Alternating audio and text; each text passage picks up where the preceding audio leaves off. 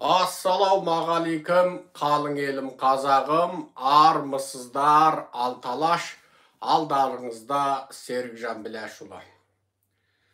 Жағымды және жағымсыз хабарларымыздың легі өте көп. Ендеше соны сіздерге жеткізейік. Бірінші ақпаратымыз бұл аса жағымды жаңалық болмақшы. Ол Америка Қытайға соғыс ашуы бек мүмкін. Себебі Қытай өкіметі сасқаннан осы келе жатқан наурыздың, яғни марттың 1-нен бастап Қытайдың соғысқа дайындық туралы заңын жариялады.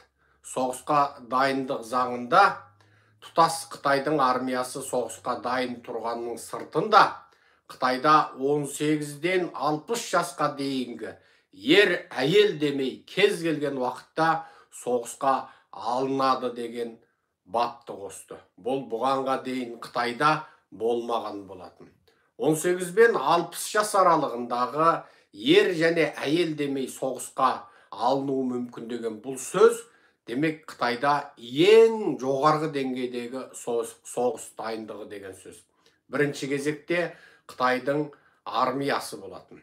Қытайдың мемлекет қорғаныс министрлігіне қарасты азаттық армиясы, бұл анығында азаттық армиясы Қытайдың партиясына, компартияға қарасты армия, қорғаныс министрлігі өкіл ретінде басқарады. Бұл анығында партия қорғау армиясы, яғни гестапо сипатындағы армия. Сондықтан бұл халықарада үнемі Қытайға талап қоятын, армияны мемлекетке қайтарыңдар. Партия армияға жетекшілік ететін бұндай жүйе адамзат тарихында болмаған деп Қытайға үнемі талап қойылатын. Сол Қытайдың армиясында, яғни азаттық армиясында армия партияның сөзін тыңдайды деген сөз бүкіл армияның, бүкіл ғимаратының қақпасының бірінші ең көрнекі жерінде жазылып тұратын. Бұл біріншісі. Екіншісі, Қытайда қарулы сақшы деген бар. Бұл қарулы сақшы деген Қытайдың екінші категориядағы қорғаныс күші болатын. Бұның негізгі күші ресми деректерде 1 миллион, кейде 2 миллионға жуық деп айтады. Бұл тағы ресми жұмыстағысы. Ал кәдімгі кезде қарулы сақшы Қытайдың ішкі жақтарындағы дүрбелеңді тыныштандыруға ғана қолданатын. Үшіншісі, Қытайдың кәдімгі кезектегі, күтілімдегі армиясы. Бұл кез келген әскери тәрбиені көрген, бірақ кез келген уақытта армияға баруға дайын, мемлекеттің әрбір мекемелерінде жұмыс істеген армиялар. Төртінші кезектегісі Қытайдың армиядан, әскериден босатылған адамдар, бірақ жасы пенсияға толмаған адамдар.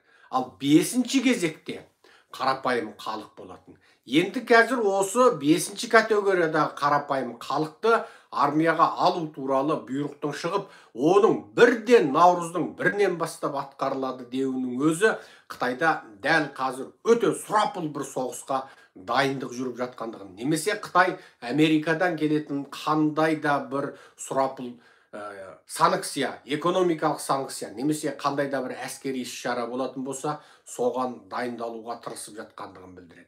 Бірі, қарапайым, яғни 59-ға келген дәу саргідір апа.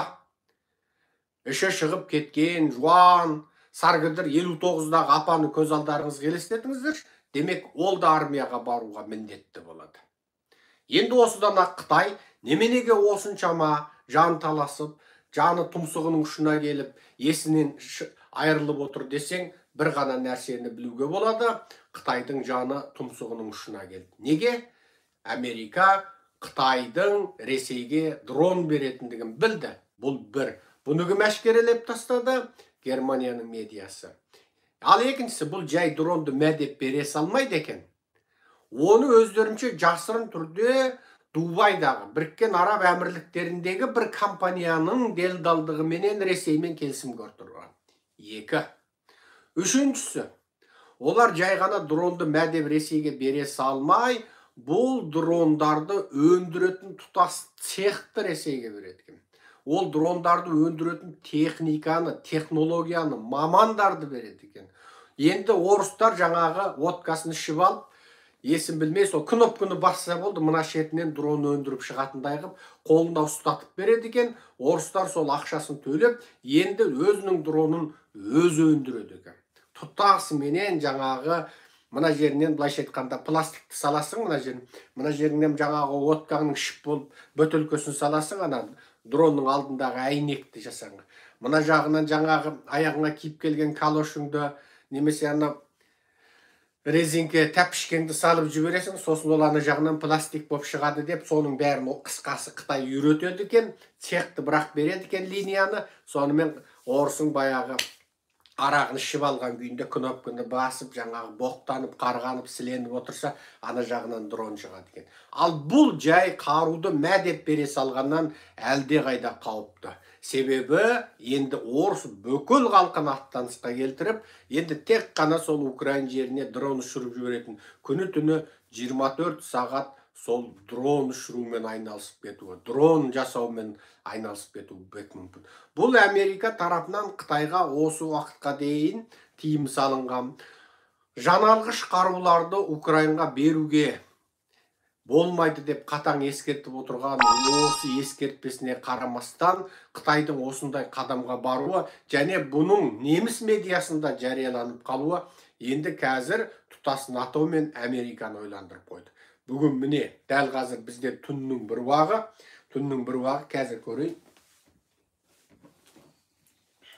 Бізде қазір 26 феврал күндізгі сағат 11:46. Сіздерде 26 феврал түнгі сағат 10:46 болды ғой деймін Алматыда. 26 феврал түнгі сағат 10:46. Солай ма? Енді қараңдар. Осыдан ақ ойлаңыздар, енді Америка мен Еуропа, яғни НАТО, Қытайға қанша мәрте ескерту беріп отырды, жұмсақтап отырды. Ақ үйдің баспасөз баянатшысына дейін біз Қытайдың компанияларының көмектесетінін білеміз деді.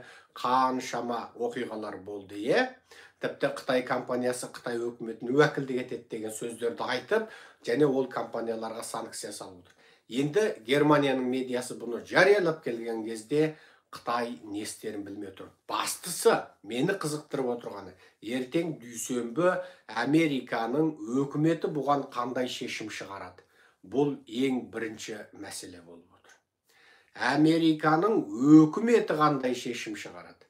Бұл маңыздының маңыздысы болып отыр. Америка тағы да бұғанға дейін майпаздаған сияқты, майпаздап, көрмегенсіп, жаңағы ауырды жеңілдетіп, жеңірді жоқ қылып, сөйтіп әшейін ақақа шақақамен бұл мәселені өткізіп жіберсе, онда Америка өкіметінің ішіндегі Қытайға бүйрегі бұратындар, олигархтар, Қытаймен саяси мүдделі топтар, глобалистер және Қытайдың нарығында триллиондаған доллар ақша тауып отырған үлкен капиталистер Американы меңгеріп отыр деген сөз. Демек, Қытай тағы да білген істейді. Қытай орыстың соңғы ақшасы бітіп, Путиннің Қытайға төлейтін ақшасы қалмағанша жаңа әскери қару-жарағын бере түседі, техникасын бере түсіреді, линиясын бере түседі. Ал енді оның арты Украинде соғыс жалғаса түседі. Бұл бірінші мүмкіндік. Себебі Қытай, Америка Қытайға жаңа көзін жұма қарайтын бұндай оқиға тарихтан болды. Ең арысы Оспан Батырды Қытай компартиясының қолынан құтқармағандығы Американың. Екіншісі Оспан Батырды қарусыз қалдырғандығы. Одан оны сол уақытта Қытай компартиясының қолынан алам десе, Американың алатын мүмкіндігі бар еді. Себебі ол кезде Қытай коммунистер мен Америка үкіметі, сол кезде Американы билеуші демократтар одақ болатын. Бірақ Оспанды атып тастағанға дейін Америка үндеген жоқ. Тіпті бұл Американың жіберген қателігі жетеді. Атом қару жоқ, әскері аз, өзі әбден Американың тіпті әскери қару-жарағына иек сүйген, 180 миллиард доллар қарыз алған қазіргі есеппен.